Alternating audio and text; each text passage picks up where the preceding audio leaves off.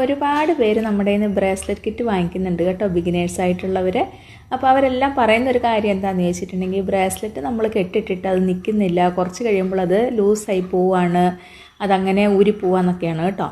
അപ്പോൾ ഇനി ആരും അതിന് കെട്ടിടാൻ പറ്റത്തില്ല, അറിയത്തില്ല എന്നും പറയരുത് കേട്ടോ. ഇത് കണ്ടോ, ജസ്റ്റ് നമ്മൾ നോർമലി കെട്ടുന്ന പോലെ അങ്ങ് കെട്ടുമ്പോൾ അത് നമ്മൾ വലിക്കുന്ന വഴിക്ക് അതിങ്ങ് ഊരിപ്പോരും, നമ്മൾ ഒറ്റ കെട്ടിട്ട് ചെയ്യുമ്പോൾ. അതിന് നമ്മൾ ഇതുപോലെ ചെയ്താൽ മതി. ജസ്റ്റ് ആദ്യം ഒന്ന് അതിൻ്റെ ഇടയിലൂടെ കയറ്റുക, അതിന് ശേഷം ഒന്നുകൂടി നമ്മൾ തിരിച്ചെടുക്കുക, എന്നിട്ട് അത് നല്ലപോലെ ടൈറ്റാക്കുക. ടൈറ്റാക്കിയതിന് ശേഷം 2 പ്രാവശ്യം നമ്മൾ ഒരു കെട്ടുകൂടി അങ്ങിട്ട് കൊടുക്കുക. ഒരു പ്രാവശ്യമാണ് നമ്മൾ കെട്ടുക, അതിൻ്റെ ഉള്ളിലൂടെ ഒന്നുകൂടി എടുത്തിട്ട് നമ്മളങ്ങ് കെട്ടി കൊടുത്താൽ മതി കേട്ടോ. അപ്പം നമ്മുടെ കെട്ട് നന്നായിട്ട് മുറുകി നിൽക്കും. ഇനി അത് ഊരിയൊന്നും പോകത്തില്ല, പൊട്ടിപ്പോത്തൊന്നുമില്ല കേട്ടോ.